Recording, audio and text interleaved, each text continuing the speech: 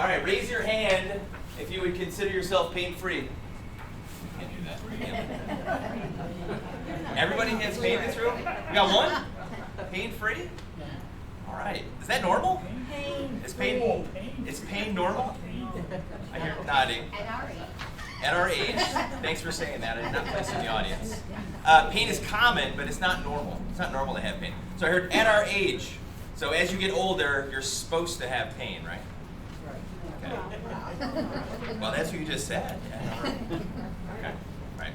So we're going to talk about pain. I mean, all of you are here probably because you have pain. Nobody comes to PT because they're feeling pretty good, right? Everybody has problems, so they don't see their ortho if they're feeling pretty good. But what we want to try to teach you guys is that pain is not normal, and there's things that you can do to at least help pain, if not eliminate it. And sometimes it's not as complicated as it seems. So does everybody have their hand out here? So you guys are getting a double feature today. I haven't done this before, so we're going to hear from the PTs first, then you're going to hear from the orthos, and we're going to put our heads together to try to figure out a way we can get you guys to have as little pain as possible, and in a lot of cases, eliminate it. So we're going to go off of this. So if you have this, then pull this out. And we're going to go over the 3 things that you need to know to get your knees to last 110 years. Anybody think their knees can last 110 years? Saying that we can live. Yes, your knees. I don't have responsibility for the other stuff. The knees I can get to last 110 years. Okay? So the 3 things you have to have, or know, we're going to go over right here. So you have to understand the top 3 causes of knee pain. Let me know what the cause of their knee pain is. I heard arthritis. What? I heard bone-on-bone arthritis. Anything else? I heard a meniscus. Okay. Inflammation. Great. All right, you guys are smart. All right, Emily. Patients that come into our office with knee pain, they're going to have one of usually 3 things that are going on.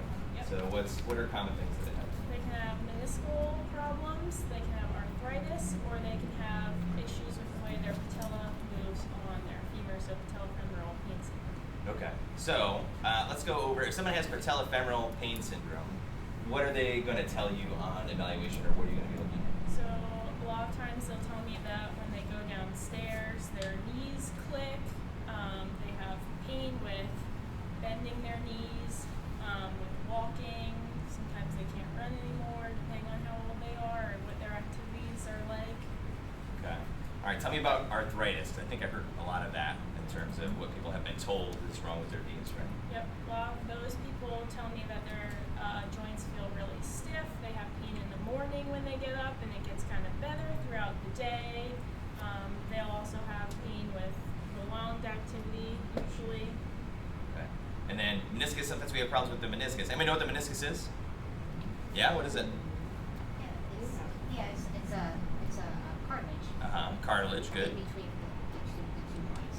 All right. It's like padding in between the 2 big bones in your knee, right? Okay. And then what happens sometimes as you age? Tears, so you can wear down. Okay. So the meniscus I have now is not the same meniscus that I had when I was younger. Same thing for you guys. But sometimes we can have problems with meniscus in various different ways. So we've told you kind of the different causes. There's other ones, right? But those are the most common ones. And we're going to tell you now about finding the cause of the pain. So that's number 2 right there. You've got to find out what's causing the knee pain, because if you don't know what's causing it, then it's hard to attack the problem. So what are the 2 main things? You can take the first one that we need to know. Someone comes in for PT, and we need to know what? You need to know what's going on. So usually I sit down with someone and I say, tell me what's happened.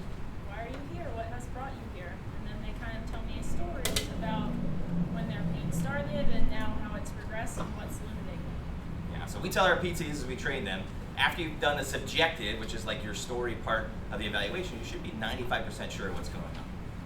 So we can tell a lot by how your knee pain started, how it's progressed from when you started having it. So the story is really important. What's the other thing that we have to do in order to find out what's causing knee pain? The other thing we check is what's called objective measures. So that's looking at your range of motion, your strength, and then how you move. And usually by the time you have those 3 things, as well as the subjective, then you can put it together and you have a big picture of exactly what's going on that can lead to what you do to fix it. Yeah, we have special orthopedic tests that we do.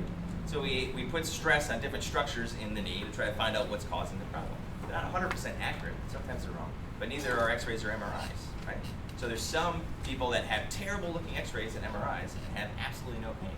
And there's some people that have really good looking x-rays and MRIs and have a lot of pain. So we put all the information together to try to find out what's causing your knee pain, and then we put together a plan to make sure that you get rid of it. All right, we're gonna do a test right now. So if you feel comfortable doing it, you can do it. Who thinks that they have a good-looking squat? Nobody? Who thinks they can squat? Who thinks they can squat? If you can squat, all right, come on up. There we go. All right. So, are you having knee pain right now? Yes, I always have knee pain. Okay. All right. So tell us your story. Like, why do you have knee pain, or when did it start? I had a long time ago when you had meniscus tears, they used to go in and take the tear out. Yeah. So over the years, that has I'm now going on Okay. both knees, but my left knee's worse than my right knee. Okay. So I get injections to keep me moving. Okay. What kind of injections do you get? I think it's kind of long and something else. How often do you get those? Right now I'm getting them about once a year. They're lasting about a year. Okay. And when you get the injection, you feel great, and it's pretty good for you, and then it kind of wears off as you go along. Yeah. Okay. Anybody else get injections for their knees? It's pretty common treatment. Okay. All right. So let's see your squat.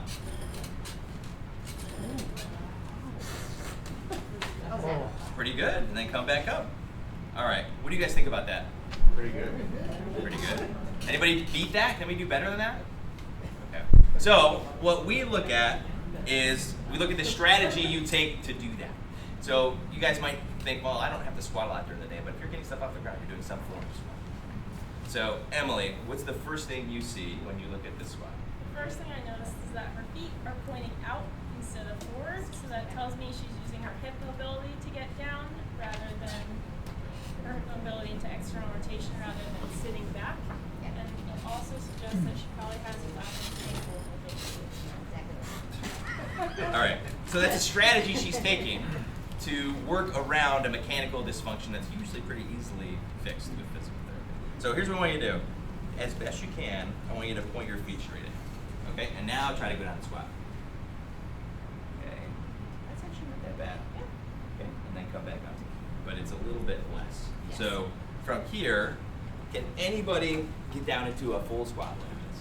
My knee would never tolerate that. You would not tolerate that. Okay. So the third thing on here, and great job by the way. Let's get her hand. All right. So this third concept is going to be maybe a little bit controversial for you. I've been studying this for a long time, and if I were to give you, don't you guys go like online? You'll say you'll search for knee pain. It's like top exercises, number one thing you can do to get rid of your knee pain. It's very rare that those are actually true. But the one thing that we have studied in here, we've studied with lots of different populations, is that if you can get down into a full squat for short periods of time during the day, then that lengthens out the life of your knees. So if you can get down into a full squat like this, so now none of you may be able to do that right now, but there's modifications for this that we can give you.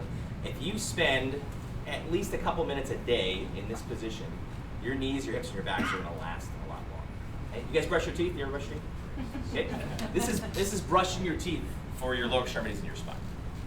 You can spend a little bit of time down there. You can do it. So you're saying, hey, I haven't been able to. When's the last time someone was in a full squat in that position? How long ago? About a year. Yeah, that's pretty good. Okay, never, not very long, right? So we go to bed and our bed's about this high, right? And then we go sit in the kitchen chair. And then we go into our car and we drive to work. And then we sit at a desk. And then we come home from work and then we sit on a couch and have a beer, right? That's what I do. So we can go very long periods of time without being in that position, right? And we can get away with it. That's what we say, we kind of get away with it. But that, if you can go through that position, even for short periods of time. So for me, I try to spend 5 to 10 minutes a day, total time in that position. Now I'm a weirdo, right? I'm a PT, I'm kind of biased towards this stuff. I don't think, I wouldn't expect you people to all do that. A lot of my patients do, because I've shown them through the course of their care what happens if they do that. And we did a knee pain workshop, it was like 2 months ago. And so what happens when we do knee pain workshops is we see a lot of knees. So we help people out with their knee pain, but we also take in a lot of pain. So we kind of follow them through the course of their care. And then we look at if the people are actually doing what we tell them to do. We record that in a lot of different ways. And if I can convince somebody of the importance of that, no matter what age they are, then we can get their knees to last a really long time. It's kind of hard to believe. I understand that concept might be crazy. And you're thinking, I can't even do that. So it's over for me. I should have started doing that when I was 40. It's not true. Most of the people that we see with this problem are much older than 40, and they can get down into that position. Not in a week or 3 weeks or even through the course of care. Average length of stay for us is somewhere around 46 weeks. They're probably not going to be able to achieve that in the course of 46 weeks. But we give them a program at home to work on that. And if they can do that and they invest the time in it, then they actually see results. So that's it for us right now. There's more information on here. If you guys like QR codes, there's tons of more information here. We don't want to keep you here all night. We got to get the docs up here. So if you want more information like podcasts and blog posts about this stuff, we have a whole blog post series about that full squat thing. If you guys have questions, definitely talk to me. Come talk to me about that. But we're going to bring the docs up from OAA to talk about orthobiologics. Sound good? Yeah. Okay. Do you have to do the talk squatting? I don't know. Is that No, no, not required. You could, huh? I could. Hi, everybody. Dr. Jill Crossan. This is my partner. Hi, Mike Trapcheck. So thanks for having us. We appreciate it. How are you? I'm good. How are you? I'm doing very well, thank you. So thanks for having us. We really appreciate it. There's a lot of information, a lot of good information, a lot of bad information about orthobiologics and regenerative medicine out there, especially if you look online. And so I think the really important thing is to give the real information as much as we know, what the current literature and research shows. We can answer any questions that you might have at the end of it. So we're going to go through briefly, what is orthobiologics? And you could think of it as what could we use in our own body, in our own cells to help revitalize tissue, help to restore function, help to minimize pain and inflammation. And I think in general what these guys are trying to present to you is how can we let our joints last longer, and how can we age gracefully and without pain, and how can we do more of what we want to do and maintain our function and maintain our activity level. So the biggest thing that we see as far as in our office is knee pain, right? Knee osteoarthritis is one of the most common complaints that we'll see day-to-day basis. So there's a couple things from the regenerative standpoint that we see if people are a candidate for. You had mentioned that you get steroid injections, right? So steroid injections are very common, right? They're really cheap and easy, and so insurance companies will pay for them. They may work really well for people. They may be a really good option, and sometimes they're really not a great option. But if it helps you, great. But what else is there? And there's viscosupplementation, and then there's the orthobiologics. And what we're going to talk about today is the PRP injections, the BMAC or bone marrow aspirate injections, and also what's called nanoparticles, which is from the amniotic fluid. So right now there's a lot of guidelines that are put out by the FDA. We try to abide by all of them, and we want to just give you some further information. So Mike is going to talk a little bit about the PRP, and I'll talk more about the BMAC, and then answer any questions you might have. Today, obviously, we're focusing on knee pain, but as far as orthobiologics go, we can treat a variety of different symptoms and diagnoses as far as osteoarthritis, tendon issues, acute ligament injuries, but obviously focus on knees today. Okay. Yeah, so also one of the things Jill touched on was the fact that there's a lot of misinformation about these. So orthobiologics is a great option. It can work really well for people, but the one common thing we get that we dispel is we get people coming in with arthritis and they think they're going to get these biologic treatments and be cured, okay? These are not cures, but they're ways of helping the joint to do better, both function, pain-wise, for a prolonged period of time. Now steroids, 1 year, if you're bone on bone, is actually pretty good, but some of the biologics can get you years of improvement depending what type you get. So I'm talking mainly about what's called PRP.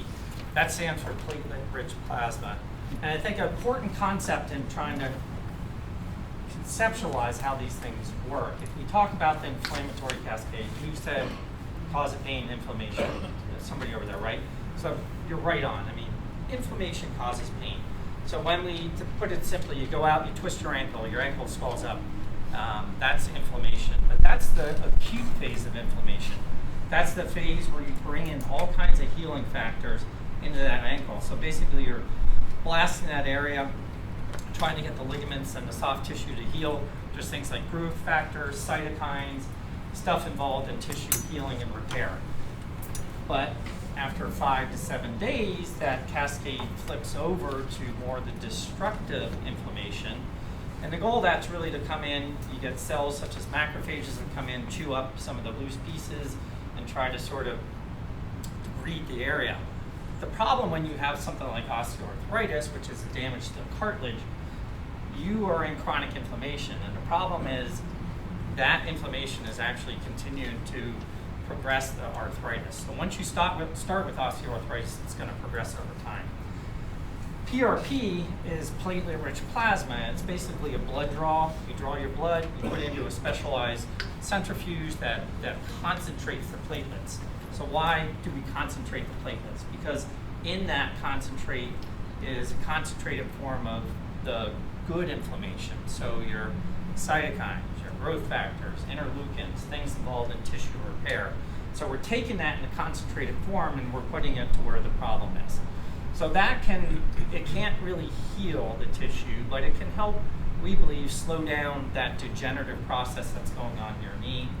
With that, you improve function, you improve pain.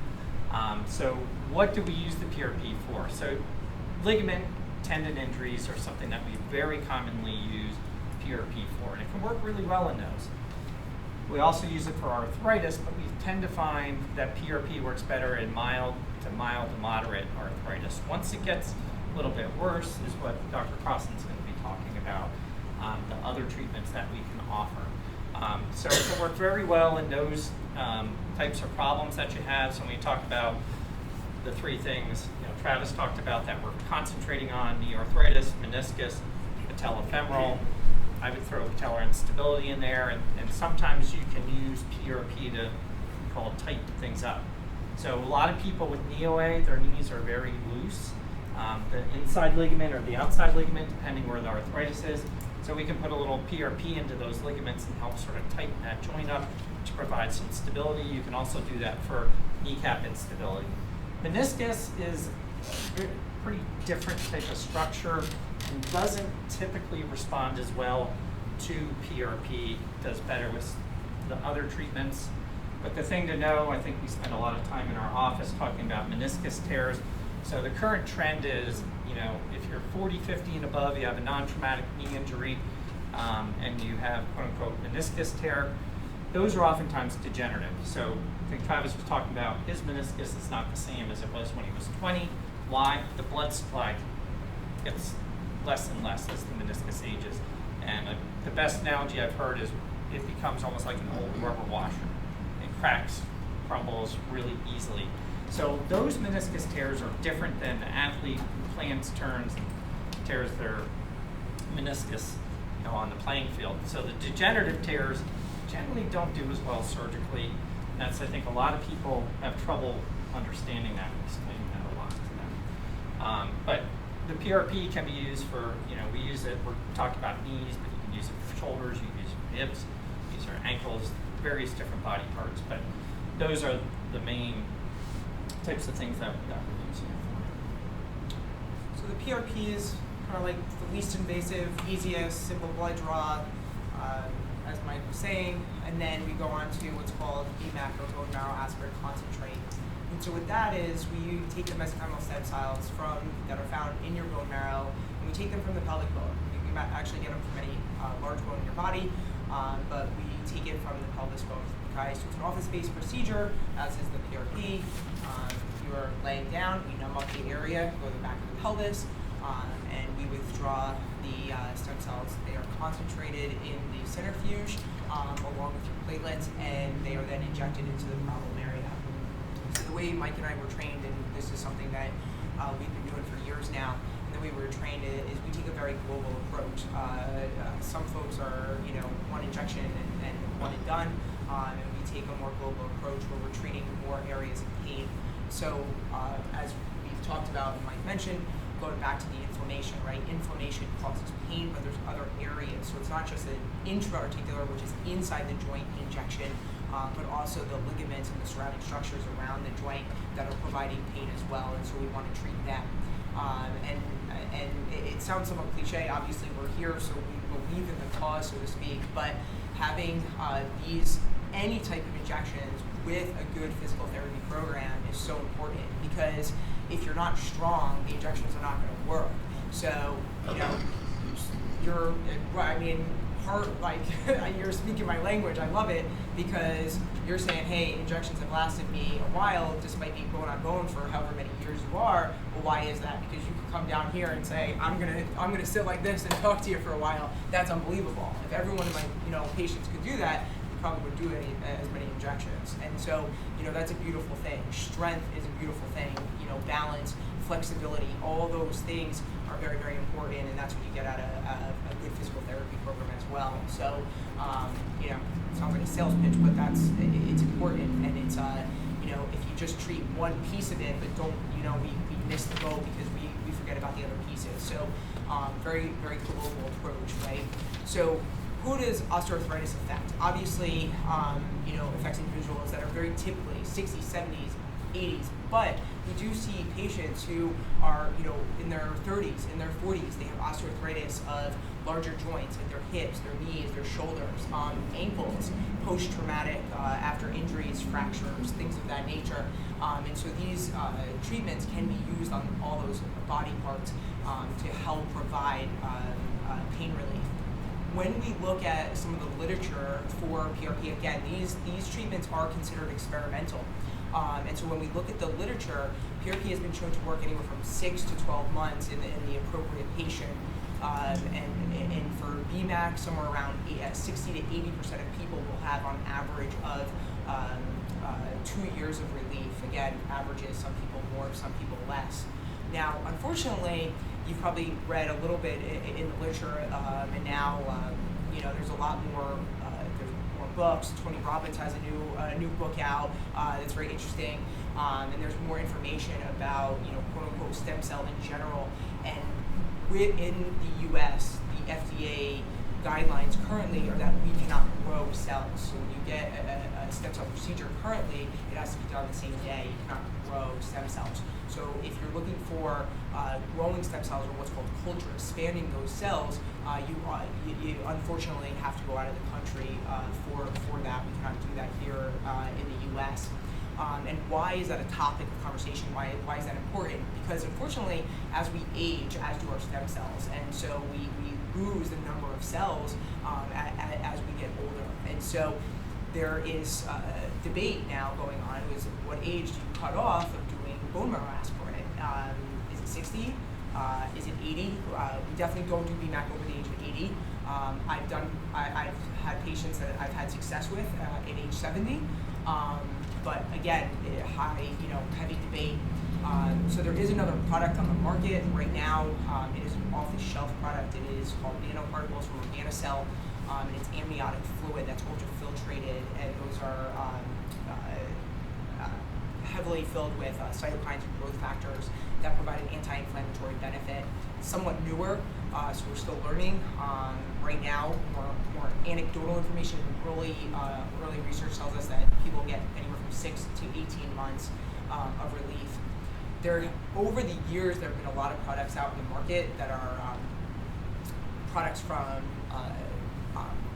other amniotic fluid, people saying they're stem cells from amniotic fluid, and unfortunately, what some of the research has found was that it's growth factors and cytokines somewhat representative or similar to PRP, but they weren't stem cell products, so it was misguided. So the FDA has really tried to crack down on those clinics and companies. So we do not use those products. These injections are really meant to help with pain. Can't tell you how many people that come in to see us, and Mike and I think we try to be very honest with people. People do it obviously to avoid knee replacement or put off knee replacement, and it is a management strategy, as Mike had said. It is not a cure, but rather a management strategy, one of many options, including physical therapy, and bracing, and weight loss, and healthy diet. So there's so many things that we talk about within this realm of treatment options, and I think that's just an important piece that we want to mention. Some patients just are unfortunately too severe, right? We just waited too long. It's too severe.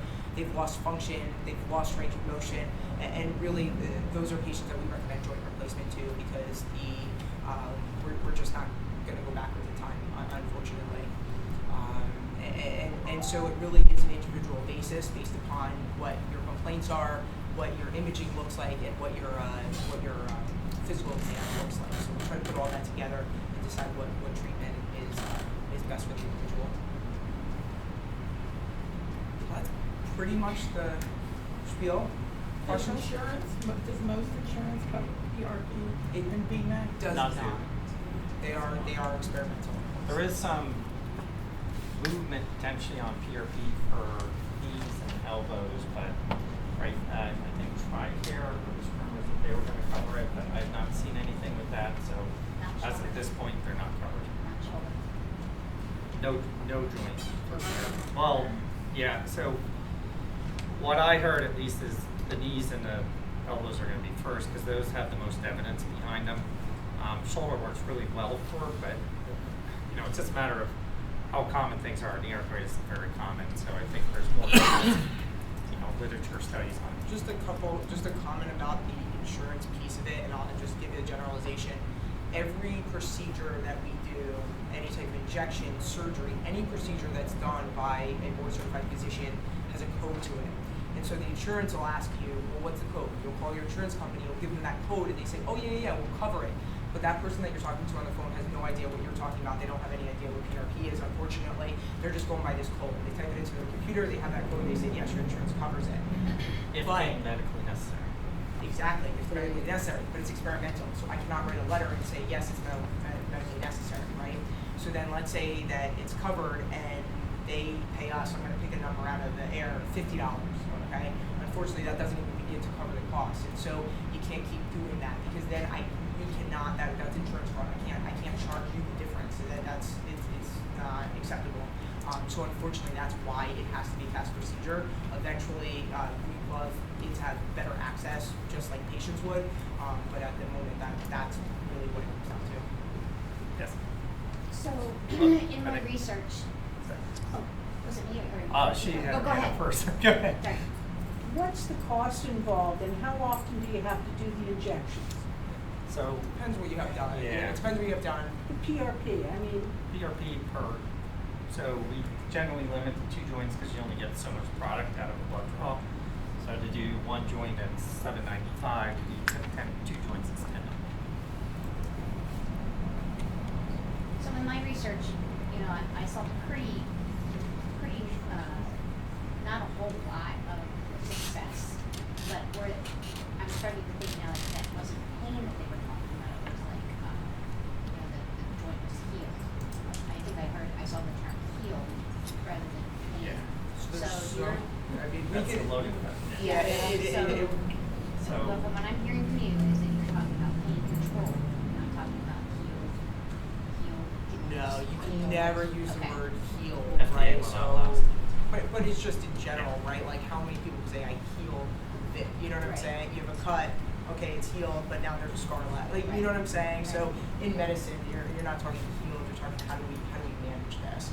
And why we say that's a loaded question because the reason that the literature was so all over the place in the beginning was because there's so many different PRP machines. It's just like there's so many different blood pressure medicines out in the market. There's so many different diabetic medications.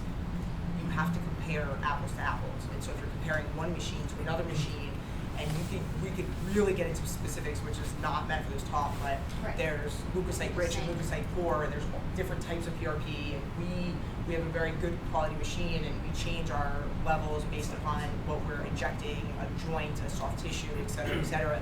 So the problem is that in the beginning, the literature was not cohesive across the board, and over time, now it's become a lot better. Yeah. The other side of that is, like when people first started doing this, and still to this day, like particularly the early adopters, they would not share how they did injections, what they used. Did they inject one spot? Did they inject multiple spots? So that was like their secret because they didn't want other people to sort of pick up on how they were doing it. So the studies are, again, you can't really. Some of them are very vague as to what they did. Some do them differently than we do them. So there is some movement to try to standardize the studies, and that's with the FDA stepping in now. They're gonna have to be standardized. So hopefully in the next few years, we're going to see a lot better studies coming out. How long have you been doing them at OAA, the injections? 5 years. PRPs, I mean, we Oh, started, we've been at PRPs, OA yeah. for 9 PRPs years, good. and they were doing, like, Weird, Dr. yeah. Although a mentor of mine is doing it even before I started, and Do you have any figures on your success rate? depends what you're Yeah, what you're so talking it's about. per joint and per problem and degree of arthritis, so that gets pretty complicated. You're talking about BMAC? So BMAC in general, so studies, so we both trained under Dr. Dave Crane, so he's one of the forefathers of doing stem cell for joint musculoskeletal in the US. So if we look at numbers from ours added to their data, which is called the hotel group out in St. Louis, Missouri, again, 60 to 80% of people will have relief on average in 2 years. And that's for like larger joints, like knee, shoulder, hip. Is there any research being done to go beyond just pain control to actually reverse the damage to? I mean, that's right now. that's like the goal. Yeah. But And we're actually, yes, there is current research being done. Research takes a very long time. And yes, our mentor is in the middle of an IND with the FDA right now. yeah, so Yeah, years. the reason we're not allowed to say healing, so there are some, if you look at some animal models, there are some animal models that show with things like bone marrow aspirate, stem cells, that there is some regrowth of cartilage, but there's different types of cartilage that grow, fibrocartilage, hyaline cartilage. The problem is we don't have those studies in humans. I mean, most people are not going to want to get a stem cell treatment underneath and then have their cartilage biopsy. And boom, you just ruined everything you did. So because we don't have human studies, we can't say whether these treatments heal or not. We don't tell people that they do. We're pretty blunt with people and saying the whole goal is to help you with pain and function. So the biggest thing that needs to be figured out, there's some products out there, you have to switch off that inflammatory phase. You got to find that switch that's going to turn it off and keep it off, all right? Don't have it yet. So that's sort of the mecca, ultimate goal of all these procedures is to get to that point, but it's going to be a while. So what about the last treatment that you talked about? The nanoparticles. Yes. Right now, that's pretty much the only thing that's not autologous. Autologous using our own cells. Correct. Okay, so it's not autologous. That is currently allowed by the FDA. It is allowed. Okay, and then so, are you doing that? Okay. Are the standards for getting that pretty strict? Yes. Okay, no matter Yeah. what joint you use? Oh yeah, I mean it's the same.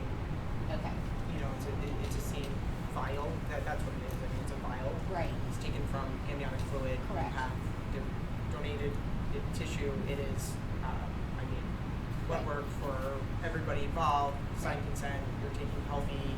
There's no fetal tissue. This is Right, not no. embryonic. This Yeah. is not like there's No, no I ethical. understand. You know what I mean? Yeah. Levels there. So yeah. yeah. And so, of all three, have you seen any difference in how each of those treatments work? And again, I think that all depends on the individual, the age of the patient, the extent of the, if we're speaking specifically about knee arthritis, the extent of the knee osteoarthritis, and also the medical, right? Because not every 7-year-old is the same. Not every 6-year-old is the same. I have 9-year-olds in my office that are better fit than some of my 50-year-old patients. You know what I mean? So age alone is not the only factor. Right. I think if you had to sort of hierarchy those treatments, and again, it's going to vary from individual to individual. The nanoparticles are pretty new, so we don't have as much data, but I would view it as sort of PRP bottom, nanoparticles middle, BMAC top.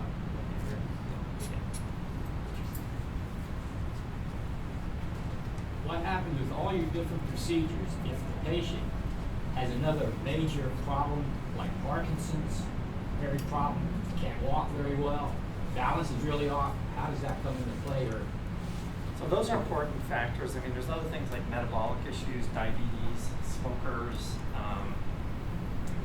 I find sedentary people don't do as well. So if you're bad Parkinson's Yeah, and bad Parkinson's. not up moving around a whole lot, I mean, I don't know what your experience is, but mine is that those don't do typically as well. I do find people who are more fit, more mobile, do Now, she better. comes to Robbins twice a week, and she's been doing this for 6 months or so. And believe me, when she's at home, when she's not here, she's got no choice in the matter. She's still got to do the workouts, because I go every workout. So I think it goes back to what Dr. Cracking Costa the was whip, saying, huh? sort of, you know, it's a multi-pronged Yeah. approach. If you can't strengthen a joint very well, I think what Dr. Crafton just said about the metabolic issues, uncontrolled diabetes, smoking, like I think that's a bigger deal, number one. And number two, if the case is you're looking for, if you have realistic expectations, you're looking for pain control, and you have relatively good mobility of your joint, it can help with pain. What about post knee replacement? I had a partial in August and I'm still unable to walk. I was with Robin 3 times a week for 7 months. And they still could not. Right. And it's not the knee. The knee feels great. It's pain in The soft tissue sometimes, yeah. what can be done. So outside of the therapy, like you said, you try to pinpoint where that pain is coming from, and then you could consider doing PRP. Sometimes, I could attest to this, Yeah. sometimes holotherapy works as well, which is just simple extra sugar water. I know. Which if you could find some, let us know. yeah. It's on back order, like so everything else. The most common thing I see as far as joint replacements that I've had good success with PRP is hips. So hip replacements generally do really well, but there's this crazy muscle called the psoas that comes right over the hip joint, and sometimes if they leave it a little proud, the replacement, that psoas will rub over that joint. I've treated quite a few of those with PRP with pretty good results. It's not, they usually need to repeat it 6 to 12 months down the road, but it's a better option than just dealing with it. Yeah, because this pain is off. I mean, I've seen you guys across it, and the pain is just, it's still not bad. I am now in the pain shop. I kept running constantly. And I was running half marathons on Friday. With multiple. You are an expert. I've just seen Dr. Crawford. She was amazing. She's very, very good. Pay her for saying that later. Yeah. She really is amazing. Yeah. So along with these treatments, as a preventative or even afterwards, we heard physical therapy, losing weight. Is there ever any nutritional supplements you recommend, like shark cartilage, fish oil, turmeric, to help with the inflammation? There isn't as much data on supplements, right? They're not regulated like our medications are under our FDA. There has been some data that shows glucose-free drink can help, collagen can help, fish oil as an anti-inflammatory. I kind of chuckled because I am a big proponent of a very healthy diet. I am slightly obsessed with the fact that we have a horrible diet as Americans for the most part, and so if we just gave up our sugar addiction, we wouldn't have nearly the amount of pain we have. And so if you look at every single food we eat, there's sugar in everything. I mean, even like healthy foods, like your Greek yogurts, there's added sugar in it, which is so unnecessary. So if we really try to cut sugar out, definitely don't drink your sugar. That's terrible. People we had a couple years ago where we went from like, oh, I'm not gonna have sugar, I'm gonna have Splenda, and that's probably 1,000 times worse.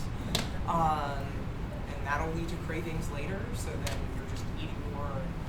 So if we could get rid of sugar in our diet, that makes a huge difference in the inflammatory changes in our body. Yeah, there are some inflammatory diets out there. Sugar is a huge pro-inflammatory. A lot of processed foods, so you say anything you get in a wrapper has probably been processed. Processed foods, we believe, are very pro-inflammatory. Some people even say red meat can be pro-inflammatory. So there's a whole host of... I'm not giving up my steak. So in moderation. But I recommend usually collagen. There is some data out now with collagen showing some improvement in the osteoarthritis symptoms. turmeric has some good data behind it. Glucosamine, chondroitin, the data tends to be on the downside. So usually when I recommend supplements to my patients, usually turmeric and collagen that I recommend. And the collagen, in liquid form or in a tablet? I always recommend the powder form. Powder. So there's powdered form. You basically take a scoop, put it in water, coffee, juice, non-sugar juice. It's what people drink sometimes. So, unsweet iced tea. All right. So, I think most of the studies were on the powder, but can't say that for sure. But the problem I find with the pills, you're going to have trouble getting enough of it by pill. The liquid, I haven't seen, but you want to look at how many grams. I think the powder for 2 scoops has 20 grams of collagen in it. I always tell people start with 1. You don't want to jump right into 2 scoops and work your way up. But I've taken it myself, and I think it does help. But Really good question. yes. That it? We missed. No, that was great. A lot of good information. So, here's the deal. You guys showed up on maybe your night off on a nice night, and you heard us talk, right? So there's at least some interest to get her into your thing. So here's what we do on our end. If you came here and listened to us talk, then we offer you a free screen. So it's free. It's a 30-minute appointment with one of our PTs. We don't take insurance information. We don't take any money. Why do we do that? Because a lot of people have spent a lot of money trying to get rid of their pain, and it's kind of frustrating, right? So there's kind of a nervous feature of like, oh man, is physical therapy even going to work? I know I have a copay, co-insurance, all that stuff. I'm going to charge it. So come in, see one of our PTs. We'll run you through all the orthopedic tests, get your story, see if we can help you. Guess what? We can't help everybody. I think we can help everybody. I mean, I always go into the treatment optimistic, but we can't help everybody. But we can help an awful lot. But the combination of us and other conservative measures, like supplements, like all the orthobiologic stuff, we're just trying to get you to have better life as you get older.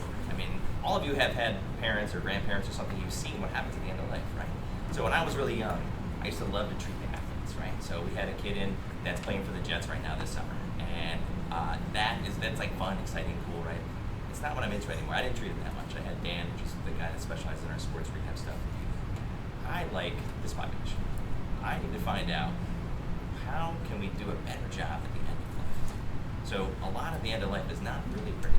And a lot of it is related to orthopedic issues, right? Most of the lack of mobility and lack of independence when you get older comes from pure joint stuff. So is there something that I can do to figure out to help a small group of people have a better end, right?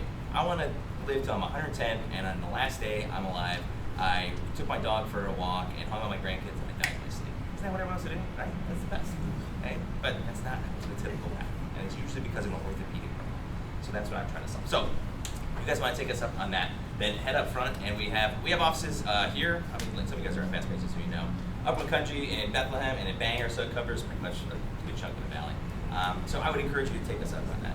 If you want to learn more about orthobiologics, then you have an appointment with these guys. Do you have information on the sheets that you guys handed out? Yeah. Yeah. Scan the QR code, they can book appointments and everything. Yeah.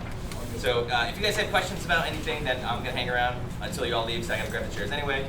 So let me know if you have any questions. These guys will stick around for a couple minutes. Thanks for coming, and we appreciate you listening to us talk.